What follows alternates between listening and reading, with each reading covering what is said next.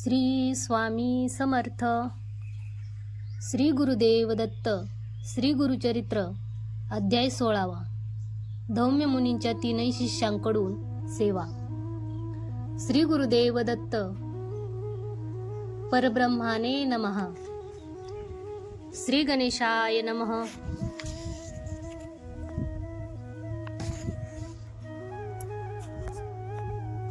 नामधारकाने पुन्हा सिद्ध मुनीशी कळकळीची प्रार्थना केली. हे प्रभू, तुमचा विजय असो. श्री गुरूंच्या आदेशाप्रमाणे शिष्यवर्ग यात्रेला निघाल्यावर गुरूंजवळ कोण कोण होते, श्री गुरुजींनी कोणत्या प्रकारच्या नित्य कार्यपद्धती अनुसरल्या, पुढे त्यांनी कशा प्रकारे चमत्कार केले, तसेच ते कोणत्या कारणास्तव आणि कधी प्रकटले, या साऱ्या विषयावर मला प्रबोधन करण्यासाठी मी तुम्हाला मनपूर्वक विनवतो. मला श्री गुरुविषयी तथा त्यांच्या लीलेविषयी अधिक जाणून घ्यायचे आहे. कृपया गुरुचरित्राचा पुढील कथाभाग विस्ताराने सांगा. श्री गुरुचरित्र ऐकण्याची नामधारकाची उत्सुकता व अभिलाषा जाणून सिद्ध मुनींना पुष्कळ आनंद झाला.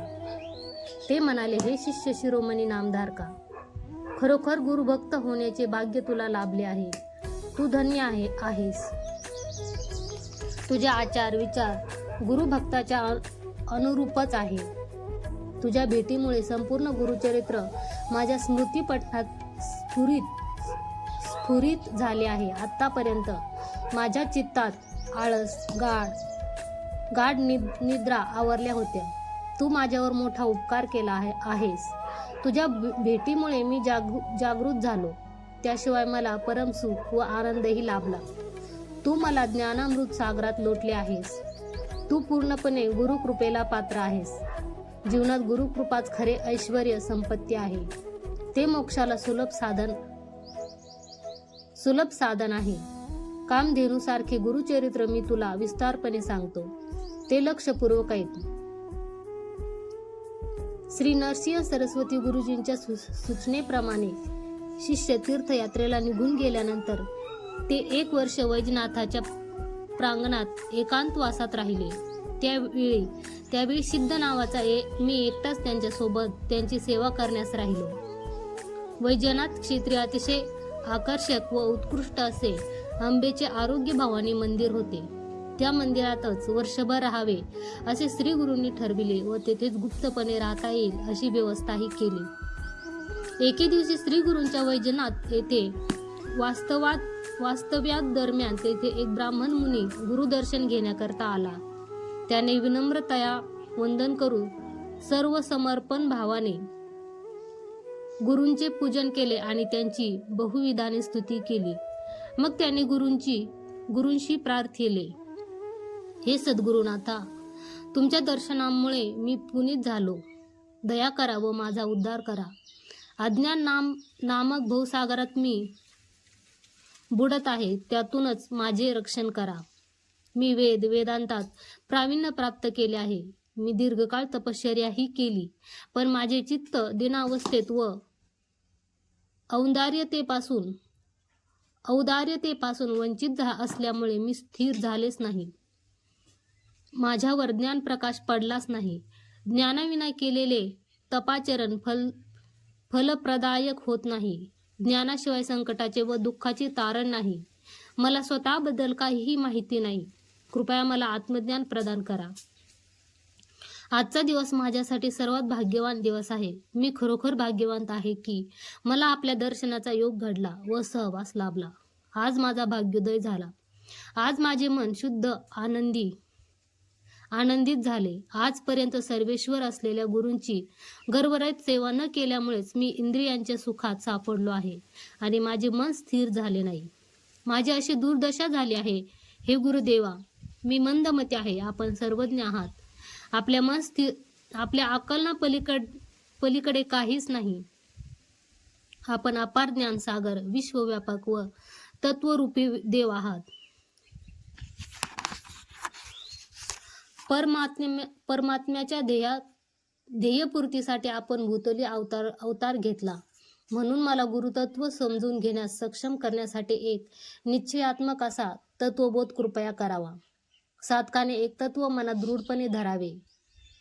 दृढपणे धरावे असे सांगितले गेले आहे. आपली कृपा नसली तरी देवाविषयी कोणताही विचार करणार नाही. आपली कृपा असली तर अंतःकरणात ज्ञानोदय लाभून कोणताही संशय नाश होतो. हे गुरुराया, माझ्या अंतरंगात गुरुभक्ती वृद्धिंगत व्हावी असे करा. मी ते गुरुतत्व ग्रहण करण्यास विफल झालो आहे.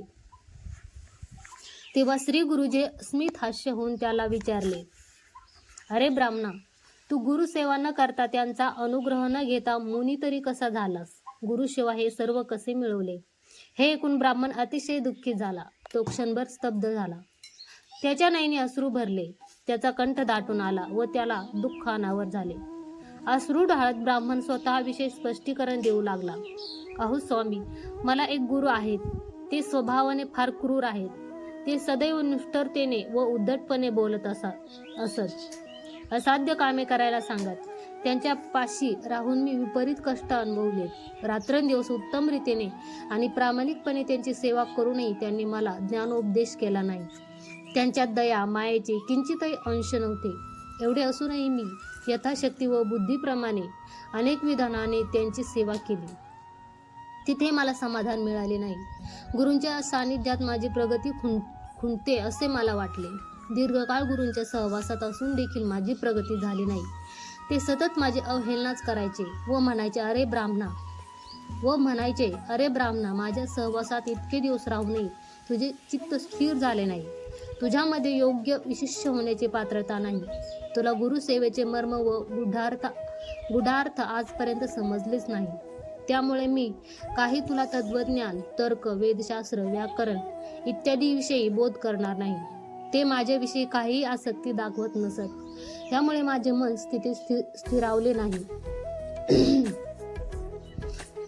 त्यांच्या क्रूर स्वभावाला, असभ्य वर्तनाला मी कंटाळलो. त्याचे परिणाम स्वरूप माझ्या हृदयात त्यांच्याविषयी पूज्य भावना विसरून गेली. ते सतत माझा अवमानना करीत व माझ्यावर संतप्त होत असत. त्यांनी दिलेले सर्व त्रास, हिंसा आणि अत्याचार सहन करून मी माझ्या क्षमतेनुसार यथोक्तरित्या दीर्घकाळ त्यांची सेवा केली. असे करूनही मला वेदशास्त्र ज्ञान लाभले नाही. मी ज्ञानापासून वंचित झालो. मी शिष्यत्वात रस गमावला. गुरुसेवेत माझे मन सदृढ झालेच नाही. मी त्यांचा उपदेश ग्रहण करण्याच्या स्थितीतही नव्हतो. त्यांना माझ्यावर अजून जास्त राग आला. त्यांनी कितीही छळ केला तरी ते सर्व सहन करून मी त्यांची सेवा केली. शेवटी राहणे व्यर्थ आहे असे समजून मी गुरुकुल सोडून आपल्यापाशी आलो. त्याचा सारा वृत्तांत ऐकून श्री गुरु हसतच त्याला म्हणाले, अरे ब्राह्मणा, तू मूर्ख, विचारशून्य शिष्य तर आहेस, आत्मघातकी आहेस. तू तुझ्या गुण दोषाचे विमर्शन केले नाहीस. तू शिष्य बनण्याच्या योग्यतेचा नाहीस.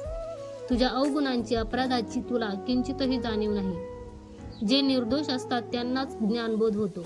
अल्पबुद्धी असलेला तू तुझ्या गुरुला मनुष्य समजून असे सारे गाळसाळ सांगत आहेस. तुला अजून गुरूंचा नीट परिचय झालेलाच नाही.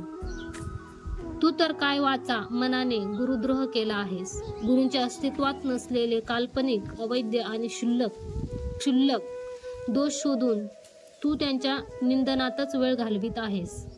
तू गुरु बद्दल नको ते अवगुण मुक्तपणे व अभिमानाने सांगत फिरत आहेस. त्यामुळेच तुझी आध्यात्मिक प्रगती झाली नाही. म्हणून तुला अजून प्रारंभिक स्तरावर राहावे लागले आहे. तुला तुझ्या दोषांची जाणीव नाही, कारण तू आत्मावलोकनच केलेले नाहीस. एवढे असूनही तुला तुझ्या मूर्खपणाबद्दल पश्चाताप झालाच नाही. गुरुवाक्यात साठलेले गूढार्थ, सूक्ष्म विचार तुला अजून अवगत झालेले नाहीत. कामधेनूसारखा उत्तम गुरु असताना तू त्यांना सोडून माझ्याजवळ आला आहेस. साधकाचे हे कर्तव्य बनते की एकदा गुरूंचा स्वीकार केल्यावर त्याने हवे तसे गुरुबद्दल बोलू नये, हवे तसे गुरु बदलू नये. एकदा स्वीकारलेले गुरु निरंतर आणि सर्व परिस्थितीत तेच गुरु असतात. गुरूंचे दोष कदापि शोधू नयेत व स्वीकृत गुरूंचा त्यागही कदापि करू नये. ज्ञान देणाऱ्या गुरूंचे गुणदोष शोधण्याचा अधिकार आपल्याला नसतो. कोणत्याही परिस्थितीत शिष्याने गुरूंचा अपप्रचार करून आणि त्यांची टीका निंदा करून त्यांच्या नावाला अपकीर्ती आणू नये. शिष्याने आपल्या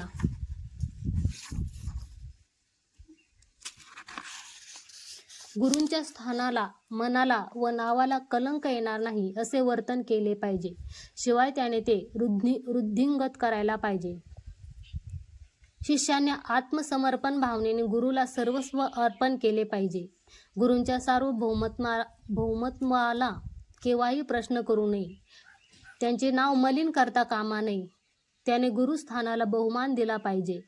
गुरुबोधाविषयी शिष्याने अनावश्यक, असमर्थनीय, अतिशय व मर्यादेपलीकडील चर्चेला आस्पद देऊ नये. शिष्याने काया वाचा मनसा गुरुला उत्कृष्ट कीर्ती गौरव प्राप्त होईल असे वर्तन करावे. तसेच गुरूंवर अपार विश्वास ठेवावा. गुरूंचे दोष शोधून गुरूंचा त्याग करणारा, गुरूंवर आरोप करणारा, गुरूंची निंदा करणारा घोर नरक यातनाच अनुभवतो. आपल्या गुरुचे स्थान, मान, गौरव सदैव उल्लसित करणे हे शिष्याचे आद्य कर्तव्य आहे. गुरुसेवेत निरत असताना शिष्याने त्यांच्या उद्देशाप्रमाणे व संकल्पनानुसार सेवा करावी. श्री गुरुजी पुढे म्हणाले, हे ब्राह्मण मुनी, त्याग, समर्पण, सर्व समर्पण भाव, निष्ठा, दया, तळमळ, एकाग्रता, विनयता, शरणागती, भावना व अनन्य भक्ती या सर्व गुणांनी गुरुसेवा केली पाहिजे. तसेच मोह, मत्सर, स्वार्थ, लोभ, द्वेष इत्यादी अवगुणांचा त्याग करावा. जेव्हा एखादा गुरु स्वीकारतो तेव्हा त्याने स्वतःच्या इच्छेनुसार कर्म व सेवा न करता गुरूंच्या इच्छेनुसारच करावी. गुरूंचा अपमान होईल असे कोणतेही कृत्य करू नये. अपवित्र कर्मे आचरून सर्व प्राणी मात्रांचे हितचिंतनच करावे. मी माझा असा विचार मनात आणू नये. शिष्याने गुरुचरणी आश्रय घेऊन सर्वस्व गुरुचरण कमलावर समर्पण करून अत्यंत सहनशीलतेने सेवा व पूजा करावी. त्याने अत्यंत संयमाने गुरुपासना करावी. शिष्याने स्वतःला आक्षेपार्ह वर्तन करण्यापासून निग्रह केले पाहिजे. अशा प्रकारे वर्तन करून आत्मज्ञान प्राप्तीसाठी पात्र व्हावे. गुरु सर्वस्व आहे ही भावना भक्तांसाठी एक श्रीराम रक्षा कवचच होय. जो गुरु कृपेला पात्र ठरतो तो शास्त्रज्ञानाने समृद्ध होतो. गुरु संतुष्ट झाले तर ज्ञानसहित सर्व सिद्धी लाभतात. तो सखल विद्या पारंगत होतो. अष्टसिद्धी व नवनिधी सुद्धा कमावतो. गुरुवचनावर श्रद्धा असली तरच शाश्वत तत्वाचे आकलन होऊ शकते. कामधेनूसारखा गुरु असताना अन्य गुरूंच्या शोधात माझ्याजवळ तू का बरे आहेस? तू त्यांचा त्याग का केलास? हा एक प्रकारचा गुरुद्रोह आहे. गुरुत्याग केल्यामुळे तू शांती आणि समाधान गमावून बसला आहे. असे असताना तुला ज्ञान कसे मिळेल? तू एक दुष्कृत्य केले आहेस. श्री गुरूंचे हे वचन ऐकून त्या ब्राह्मण मुनीला अत्यंत पश्चाताप झाला.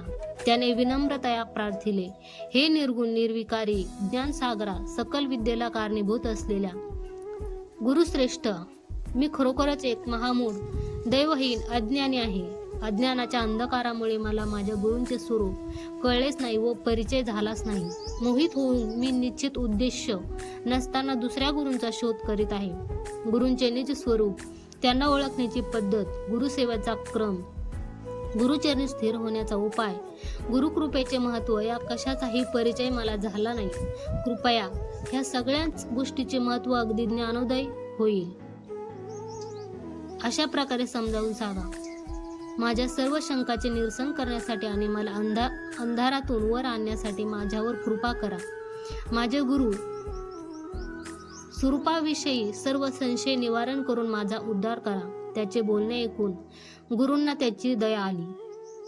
श्री गुरूंच्या चरण कमली भक्ती निर्माण व्हावी म्हणून तसेच बुद्धी स्थिर व्हावी म्हणून त्यांनी त्याला काही दृष्टांत दिले व गुरुमहिमा आणि गुरुसेवेचे महत्त्व विस्तारपूर्वक कथन करण्यास प्रारंभ केला. ते म्हणाले, हे ब्राह्मणा, जन्मदाते माता पिता हे प्रथम गुरु असतात. ज्ञानोपदेश करणारा परम गुरु असतो. साधकाने नेहमी आपल्या गुरुला त्रिमूर्ती स्वरूपी मानावे आणि अतिनिष्ठेने व भक्तीने कोणत्याही प्रकारचा विकार न आणता गुरुसेवेत निरत राहावे. पूज्य भावनेने व एकनिष्ठेने केलेली गुरुसेवा यशाचे सोपान आहे. हे आध्यात्मिक जीवनाचे गुण आहे. गुरुसेवा ही सर्वोत्कृष्ट आध्यात्मिक साधना आहे, कारण गुरुसेवा सर्व दोष व निर्गुण नाश करते. आध्यात्मिक जीवनाचे रहस्य व शिष्यासाठी सर्वोत्कृष्ट सिद्धी म्हणजे गुरुवाक्याचे अक्षरशः पालन करणे, कारण गुरूंचा आशीर्वाद शब्दरूपाने कार्य करतो. मनपूर्वक गुरुसेवा केल्याविना शिष्यांचे अंतःकरण परमार्थिक पथावर स्थिरावत नाही. विद्या फलप्रदायी होण्याकरिता गुरुसेवा ही मूल आहे. शिष्याने मी आणि माझे या भावनेतून मुक्त व्हायला पाहिजे. गुरुबरोबर साधकाने वादविवाद घालू नये व गुरुला प्रत्युत्तर देऊ नये. मनाला शून्य स्थितीत नेऊन आणि क्षुल्लक विचारांपासून मुक्त करून भक्तिपूर्वक गुरुसेवा केल्याविना कोणीही गुरुपदेशाला पात्र ठरत नाही. साधकाने गुरुलाच ब्रह्मा विष्णू महेश्वर अवतार मानून त्यांची सेवा मनोभावे व प्रगाढ श्रद्धेने केल्याने त्याला सर्व काही लाभते. गुरूंचा अनुग्रहही होतो. आध्यात्मिक साधनेत अडथळा निर्माण करणारे दोष अवगुण ह्यापासून मुक्त होण्यासाठी गुरुसेवाच रहस्यमय साधन आहे. सेवा प्रगतीचे व ज्ञान संपादन करण्याचे गुप्त माध्यम आहे. शिष्याने केलेल्या प्रामाणिक सेवामुळे गुरूंना अतिशय आनंद होतो. गुरुकृपेशिवाय शिष्य आध्यात्मिक मार्गावर प्रगती करू शकत नाही. जोपर्यंत गुरुसेवा करून गुरुकृपेस पात्र ठरत नाही तोपर्यंत वेदशास्त्राबद्दलचे त्याचे ज्ञान, विद्वत्ता व अहर्ता निष्प्रयोजनकारक ठरते. तसेच जीवनही व्यर्थ बनते. जो दुर्दैवी शिष्य गुरुसेवा करत नाही त्याचे ज्ञान परिपक्व न होता अपूर्ण राहते. महाभारताच्या आदिपर्वात अशी अनेक उदाहरणे आहेत ज्यात शिष्यांनी अनुकरणीय पद्धतीने केलेल्या गुरुसेवेचे विवरण आहे. त्यांनी अत्युत्तम रीतीने भक्तिभावाने गुरुसेवा केल्याने निदर्शनाला आणून दिलेले आहे. त्या कथा मी तुला सांगतो, लक्षपूर्वक ऐक. द्वापार युगात द्वारावती तीर्थक्षेत्री पांडवाचे पुरोहित असणाऱ्या धौम्य मुनींच्या गुरुकुलात अनेक शिष्य वेदाध्ययन करण्यासाठी येत असत. सर्वजण अत्युत्तम वेदप्रावीण्य, सत्यवंत, धर्मनिष्ठ, शास्त्रनैपुण्य, परिशुद्ध, वाक्पटू, उत्कृष्ट, निष्ठावंत असे शिष्य होते. त्यांच्यापैकी अरुणी, पांचाली, वैद्य व उपमन्यू हे तिघे प्रमुख होते. त्या तिघात आदर्श शिष्यामध्ये अपेक्षित असे सारे गुण होते. गुरुकुलात राहून वेदाध्ययनासोबत गुरुसेवा करणे हा त्यांचा नित्यपाठ होता.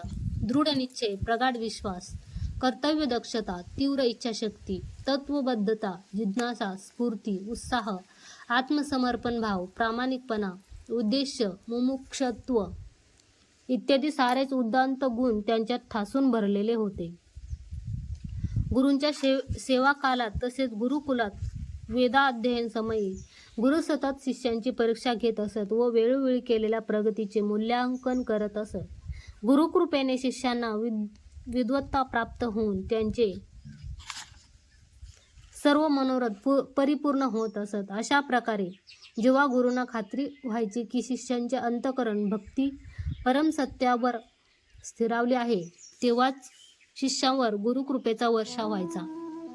एकदा धौम्य मुनींनी शिष्यांची परीक्षा घेण्याची इच्छा झाली. त्या हेतूने त्यांनी अरुणी पांचालीला बोलावून घेतले व लगेच अरण्याच्या लगत असलेल्या आश्रमाच्या मालकीचे जे शेत होते तिथे जाऊन तेथील पिकाला पाणी देऊन जमीन ओली करण्याचा आदेश दिला. अरुणी मनात कोणताही विचार न आणता लगेच धावला. हे शेत कालव्याच्या वरील भागात असल्या कारणाने कालवा भरून वाहत असला तरी शेतीला पाणी न मिळता ते व्यर्थ वाहूनच जायचे. प्रसंगवशात पाणी शेताच्या खालून वाहायचे. त्याने मोठमोठे दगड पाण्यात टाकून पाण्याचा प्रवाह बदलण्याचा प्रयत्न केला. त्याच्या अनेक सर्वोत्तम प्रयत्नांती देखील त्याचे उद्दिष्ट पूर्ण झाले नाही. कितीही प्रयत्न केले तरी उपयोग होत नव्हता. प्रवाहाला इतका जोर होता की सारे दगडच वाहून जायचे. पण गुरुवाक्य तर प्रमाण होते. गुरु आज्ञेचे पालन करण्यासाठी स्वतःचा प्राणत्याग करण्यास तो सज्ज झाला. त्याने गुरूंचे ध्यान केले व सुक्त उपायासाठी प्रार्थना केली. गुरु उपदेशाचे पालन करण्यासाठी प्राणार्पण करण्याचा निर्धार त्याने केला. इतर कोणत्याही मार्गाने प्रवाह थांबवता न आल्यामुळे अंतिम प्रयत्न समजून कालव्यात आडवा पडून एका काठावर हात व दुसरीकडे पाय अशा स्थितीत जोर लावून प्रवाह अडवण्याचा प्रयत्न करू लागला. अरुणीने संपूर्णपणे त्याचा देह गुरुसेवेत रुजू केला. त्याच्या अथक प्रयत्नांती प्रवाहाचे थोडेफार पाणी शेताच्या दिशेला वळले. सूर्यास्त झाला तरी गुरुसेवानिष्ठ व आत्मार्पण करावयास सिद्ध असलेल्या अरुणी जागचा हल्ला नाही. हळूहळू शेतही ओले होऊ लागले. शिष्य आश्रमात न परतल्यामुळे धौम्य मुनी अतिशय अस्वस्थ झाले. त्याला शोधत ते तिथे येऊन पोहोचले. शेतात पाणी वाहत असल्याचे पाहून ते अत्यानंदित झाले. तथापि शिष्य अरुणी त्यांना कोठेच दिसला नाही. मुनींनी त्याच्या आरोग्याची व प्राणाची काळजी वाटू लागली. तरी धैर्य एकवटून त्यांनी आर्त स्वरात शिष्याला हाक मारली. त्यांचा आवाज ऐकताच अरुणी चटकन उठला व गुरूंकडे धावला. त्याने आदरपूर्वक अभिवंदन केले. धौम्य मुनींनी त्याला वत्सलतेने मिठी मारली. त्यांच्या डोळ्यातील आनंद अश्रू वाहू लागले. आपल्या शिष्याची त्याग प्रवृत्ती व गुरु आज्ञा पालन करण्याची तत्परता पाहून ते प्रभावित झाले. प्रसन्न होऊन ते म्हणाले, माझ्या प्रिय शिष्य, तू तर गुरुवाक्याचे पालन करण्यासाठी स्वदेह त्यागासही सज्ज होतास. तू अनेक अडचणींचा सामना करून काया मनाने आमची सेवा केलीस. तुझ्या गुरुसेवेने त्रिमूर्ती संतुष्ट झाले आहे. तुला तत्क्षण वेदशास्त्रादी व्याकरणासह सकल विद्या अवगत होऊ दे.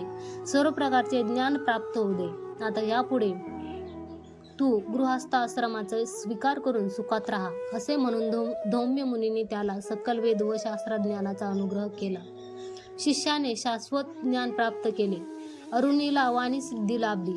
तो ब्रह्मज्ञानी व सकल विद्या पारंगत झाला. त्याचा कंठ गदगदित झाला. कृतज्ञता व्यक्त करण्यासाठी त्याने गुरुला भक्तिभावाने नमस्कार केले व त्यांच्या अनुमतीने आपल्या गावी परतला. पुढे हा शिष्य उद्दालक नामाभिधानाने प्रख्यात झाला. गुरूंचे सामर्थ्य शक्ती शिष्याद्वारे प्रकटली. त्यानंतर धौम्य मुनींनी वैद्य नावाच्या द्वितीय शिष्याच्या अंतःकरणाची परीक्षा घेण्याचे ठरविले. धौम्य मुनींनी त्याला आदेश केला, प्रिय शिष्या, आता तू परगावी असलेल्या आमच्या शेतात गाई गुरांसह निघून जावे. तिथे शेतीची तसेच गाई गुरांची दिवसभर योग्य पद्धतीने जोपासना करावी. तू आमच्या शेताचे रक्षण करावेस आणि शेतातील पीक परिपक्व झाल्यावर ते आश्रमात आणावेस. वैद्य शिष्य सदैव गुरुसेवेत तत्पर व समर्पित होता. गुरूंच्या आज्ञा प्रमाण मानून तो लगेचच आनंदाने शेताकडे निघाला. पीक पूर्ण होईपर्यंत आणि कापणीला येईपर्यंत अनेक कष्ट करून त्याने दिवस रात्र शेतात पहारा दिला. मनात येणाऱ्या साऱ्या शंका, आळस, विकार, संकल्प, विकल्प, भीती बाजूला सारून काया वाचा मनसा अवरात्र गुरु सेवा रूपी कर्तव्याचे पालन केले. पीक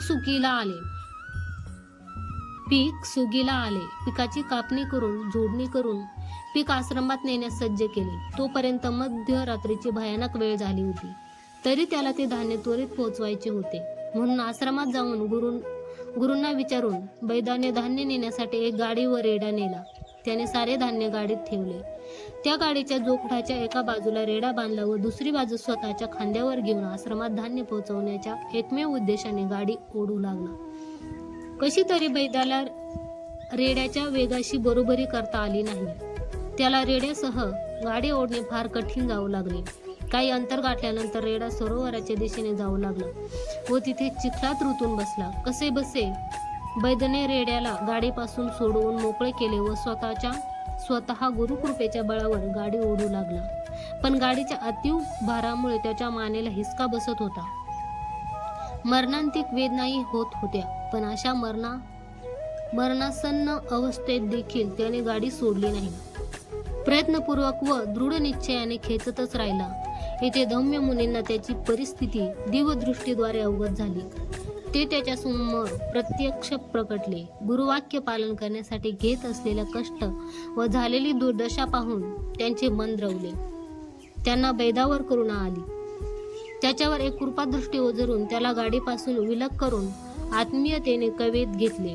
त्याच्या गुरुभक्तीला दाद दिली व प्रसन्न होऊन त्याला म्हणाले, हे शिष्य वैद्य, तू ज्ञानवंत हो, वेदशास्त्रात पारंगत हो.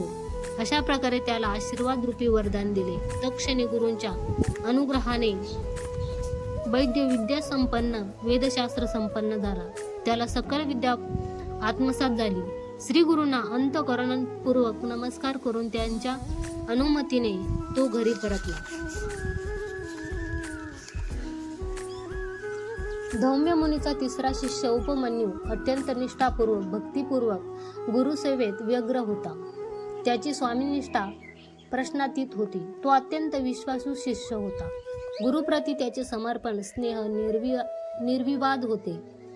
तो बहुपरीने गुरुसेवा करीत असे, पण त्याची प्रकृती विपरीत आहार सेवनाची होती. दिवसभर त्याच्या मनात पोटाची चिंता असायची. त्यामुळे त्याला कोणतीही विद्या सहज प्राप्त होत नसे. आकलन शक्तीची कमतरता असल्याने व शरीराच्या जडत्वामुळे शिकलेली विद्या मेंदूपर्यंत पोहोचत नसे. त्याशिवाय त्याला अध्ययनात फारशी उत्सुकता नव्हती.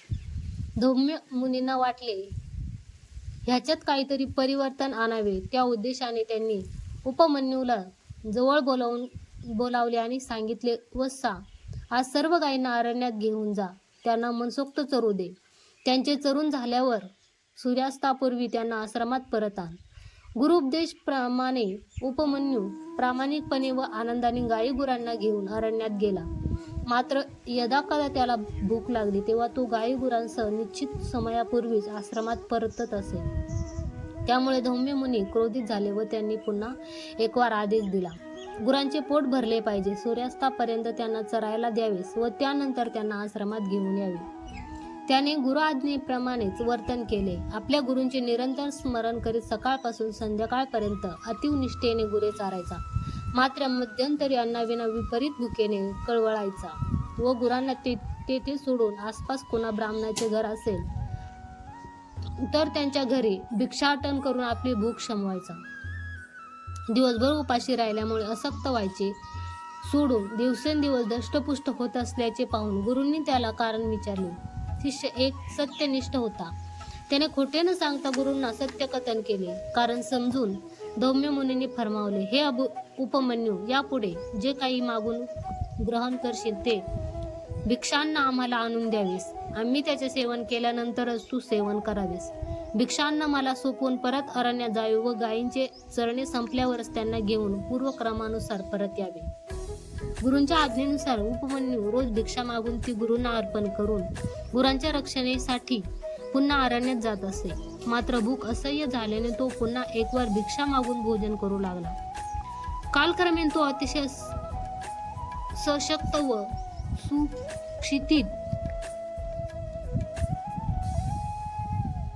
सुस्थितीत दिसू लागला. धौम्य मुनींना ही वस्तुस्थिती जाणवली आणि त्यांनी उपमन्यूला त्याच्या उत्तम स्वास्थ्याचे कारण विचारले. प्रामाणिक शिष्य उपमन्यूने वस्तुस्थिती सांगितली की एकदा भिक्षांना गुरूंना अर्पण केल्यानंतर गुरूंच्या नकळत पुनश्च एकवार भिक्षा मागून तो सेवन करीत असे. गुरूंना आश्चर्य वाटले व सत्य जाणल्यावर ते कोपित झाले.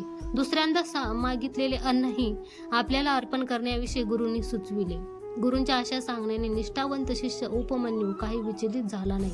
गुरु आज्ञेनुसार दुसरी भिक्षाही तो गुरूंना प्रेमाने अर्पण करू लागला.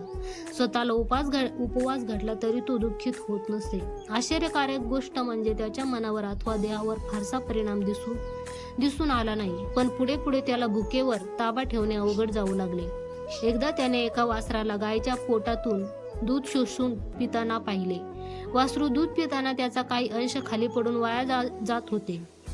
वासराच्या तोंडून सांडणारे ते दूध त्याने ओंजळीत धरले व ते उष्टे दूध पिऊ लागला. कोणालाही न कळत त्याचा हा क्रम चालूच राहिला. गुरूंना वाटत होते की आपला शिष्य उपाशी पोटी गुरे राखत आहे व निष्ठेने गुरुसेवा आणि आपले कर्तव्य करत आहे. तथापि त्याचे शरीर पूर्वीपेक्षाही अधिक पुष्ट व सशक्त होत होते. गुरूंनी पुन्हा एकदा त्याला अन्नाविषयी सशक्त बनण्यामागचे कारण विचारले. त्यावर प्रामाणिक शिष्याने काहीही न लपवता गायीचे उष्टे दूध प्यायल्याविषयी खरे कारण सांगितले. हे सारे ऐकून गुरूंना वाईट वाटले. वासराचे उष्टे दूध प्यायल्यामुळे त्याला दोष येण्यासंबंधी गुरूंनी नीट समजावून सांगितले. बुद्धी नाश पावते हेही शिष्याला समजावून सांगून पुन्हा असे न करण्याविषयी ताकीद दिली. शिष्य प्रामाणिकच होता. त्याने गुरूंच्या आज्ञेचे पालन केले व परत जेव्हा गायी गुरांना चरायला घेऊन जात असे तेव्हा भुकेमुळे त्याचे प्राण कंठांशी येऊ लागले. भुकेने शमन कसे करावे हे समजेनासे झाले. एके दिवशी त्याला एक अवाढव्य झुडुपातून दूध गळताना दिसले. त्याने ते पर्णद्रोणात गोळा केले व ते पिऊन टाकले. पण गडबडीत दूध पित असताना काही थेंब त्याच्या डोळ्यात गेले. झुडपातून गळणारे ते दूध काही दूध नव्हते, तो चीक होता. त्या चिकामुळे त्याचे दोन्ही डोळे आंधळे झाले. त्याला काही दिसेनासे झाले. दृष्टीहीन झालेला उपमन्यू गुरांना शोधत शोधत एका ओसाड विहिरीत पडला.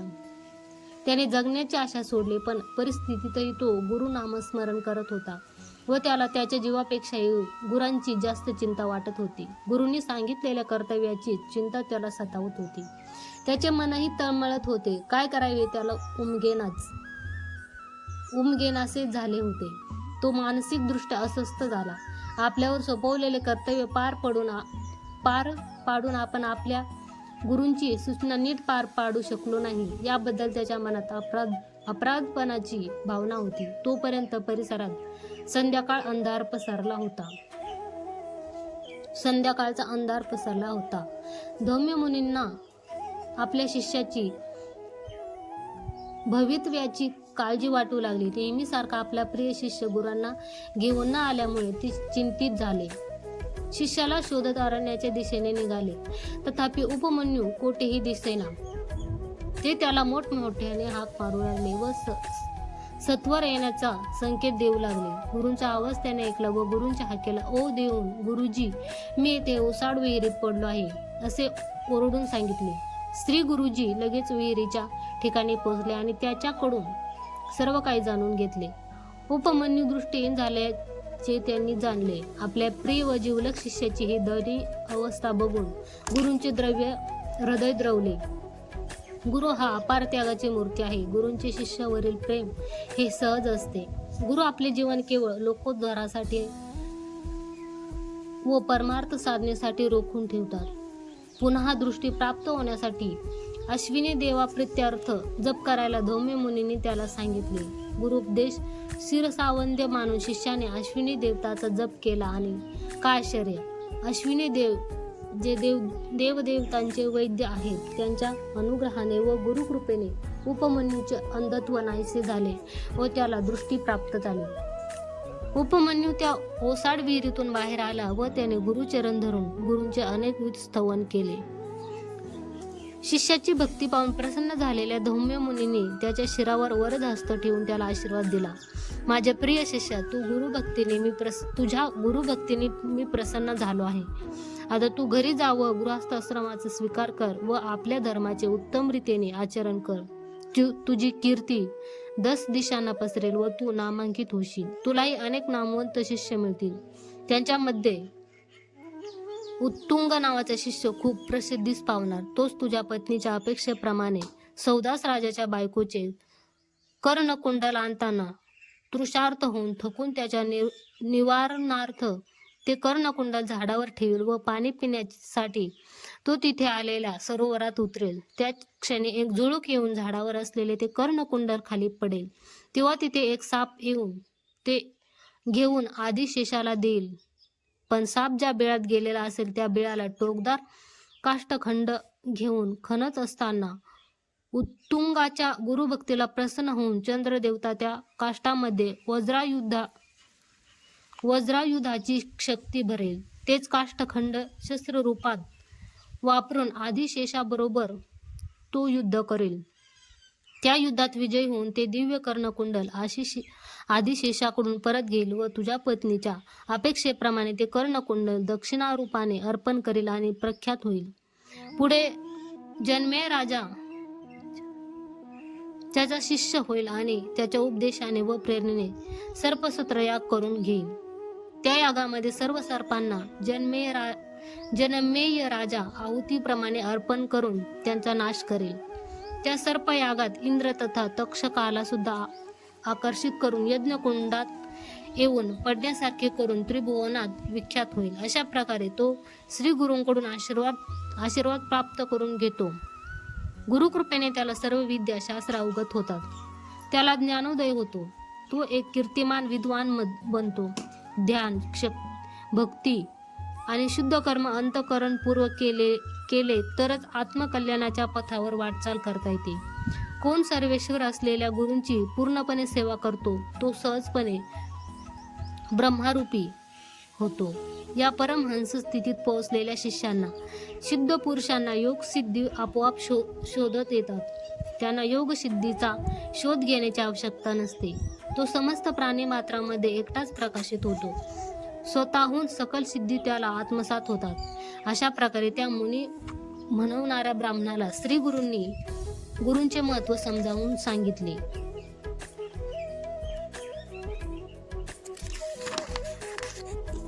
पुढे श्री गुरुजी म्हणाले, अरे ब्राह्मणा, गुरूंची विलक्षण कृपा अशा प्रकारे कार्य करते. गुरुकृपा असली तरच मानवाला सर्व काही साध्य होते. गुरुकृपा मिळवलेल्या माणसाला अशक्य काहीच नसते. सामान्य माणसालाही गुरूंचा आशीर्वाद मिळाल्यास तो भगवंत पदा समान उत्तम पद प्राप्त करतो. भक्तांना अनुग्रहित करण्यासाठी गुरु हा सगुण रूप धारण करतो.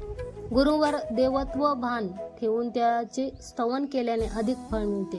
गुरूंचे सामर्थ्य वर्णातीत आहे. गुरु उपदेशच अंतिम सत्य आहे. तथापि गुरूंना दोष नाही देणाऱ्यालाही इहलोक नाही तर परलोकही मिळत नाही. गुरुद्रोह करणाऱ्याला कुंभिपाक नामक नरकाची गती होते. एखाद्याने गुरूंची निंदा कधीही करू नये असे अध्यात्मतत्व सांगते. गुरुनिंदा केल्याने सारे अनर्थ घडतात व ते अधपतनाला कारणीभूत ठरतात. तुझे वर्तन अनाकलनीय होते. गुरु शिष्य नाते हे सर्वात पवित्र नाते आहे. गुरुप्रती अतुलनीय प्रेम असल्याशिवाय शिष्य गुरुकृपा मिळवू शकत नाही. म्हणून गुरूंना योग्य रीतीने मर्यादापूर्वक वंदन व पूजन करावे. गुरुतत्व गुरु संप्रदाय यांचे निंदन करूच नाही. गुरुनिंदक ऐकणाऱ्याला सुद्धा महापातक लागते. तसेच गुरुनिंदकाचे तोंड पाहू नये. गुरुनिंदकाला अनेक प्रकारच्या हिंसा भोगाव्या लागतात. कोणत्याही कारणामुळे गुरूंशी असत्य बोलू नये आणि विवाद करू नये. कोणत्याही कारणामुळे शिष्याने गुरुशी असत्य बोलू नये आणि वादविवाद करू नये. शिष्याने आपल्या गुरूंच्या सार्वभौमत्वावर कधीही प्रश्न करू नये. गुरूंचे वचन, बोध, अनुज्ञा व उपदेश अवश्य व एकनिष्ठेने पाळावेत. गुरुवाणी ब्रह्मतर्गत असल्यामुळे गुरुपदेशाचा तिरस्कार कदापि करू नये. शिष्यासाठी गुरुवचन हे अंतिम असते. शिष्याने गुरुवचनावर विश्वास ठेवावा. त्याने गुरुला विधेय होऊन राहावे. शिष्याला देहाभिमान शून्य असायला हवा व त्याने सदैव गुरुभक्तीत गुरुसेवेत निरत असावे. गुरुभक्तीचे सार म्हणजेच गुरु आज्ञेचे पालन करणे व दुराभिमानापासून आणि असभ्यतेपासून दूर राहणे होय. तू गुरुविषयी विनाकारण टीका करण्याची आवश्यकता नव्हती. तुझ्या गुरुला व देवता स्वरूपी मानायला हवे होते. तुझ्या गुरुला तू देवता स्वरूपी मानायला हवी होतीस. त्यांच्यात अनंत शक्ती आहेत हा विश्वास असायला हवा. पण असे दिसते की तू गुरुला माणूस म्हणून समजले आहेस. तू ज्या गुरूंचा स्वीकार केला होतास त्यांच्या सोबतच तू राहायला हवे होते. ज्या कोणाच्या सहाय्याने तू आत्मविद्या कमावण्याची इच्छा ठेवीत होतास त्या महान पुरुषाचा तू तिरस्कार, त्याग केलास. त्यामुळे तुझी मानसिक शांती, समाधान सारे संपून तू खूप गोंधळात पडला आहेस.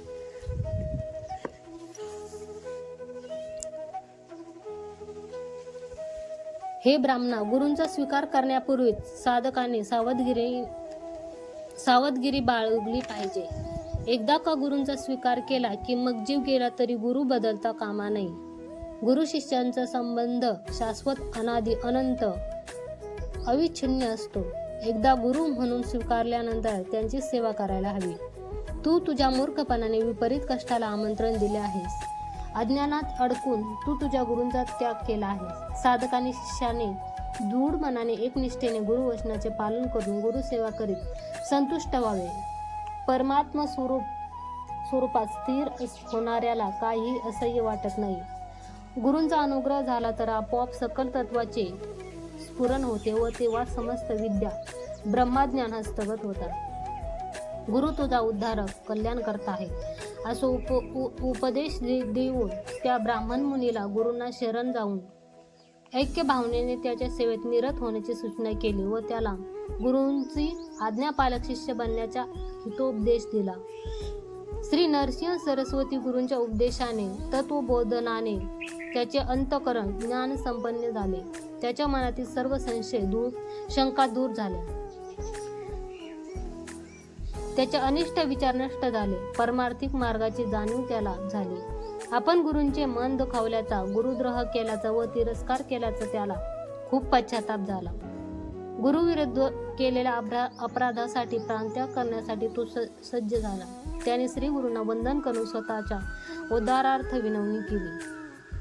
तो म्हणाला, हे गुरुमूर्ती, आपणच माझे माता पिता व परमार्थिक मार्गाचे सहकारी आहे. आपण माझ्यावर दया करून तत्वबोधन केले आहे. माझ्याकडून गुरुविषयी अपराध घडल्याची आणि त्यांना दुखावल्याची मला जाणीव झाली आहे. अज्ञानामुळे माझ्याकडून तसेच घडले आहे. स्वामी, मी कोणत्या मुखाने त्यांच्या समोर जाऊ? भिन्न झालेले अंतःकरण कसे संग्रहित करू? गुरूंना कसे संतुष्ट करू? यापुढे कोणत्या पुरुषार्थासाठी मी जगू? माझ्या या पापी देहाचा उपयोग तरी काय?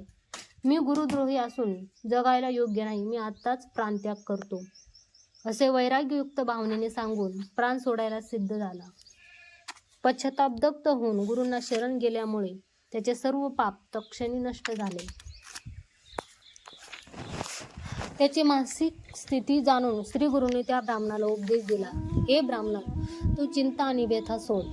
पश्चाताप झाल्यामुळे तुझे सारे दुरीत पाप आत्ताच नष्ट झाले आहे. तुझ्यात विलक्षण परिवर्तन घडले आहे. ज्या माणसामध्ये परिवर्तन घडते, केवळ तो समाजात परिवर्तन घडवून आणू शकतो. तू वैराग्य संपन्न झाला आहेस. तुझी चित्त शुद्धी, मनशुद्धी, देहशुद्धी झाली आहे. त्यामुळे तू शुद्ध आत्मा होशील. तू आता गुरूंचे महत्त्व जाणून घेतले आहेस. तुझे मन निरंतर गुरुचरणी स्थिर ठेव.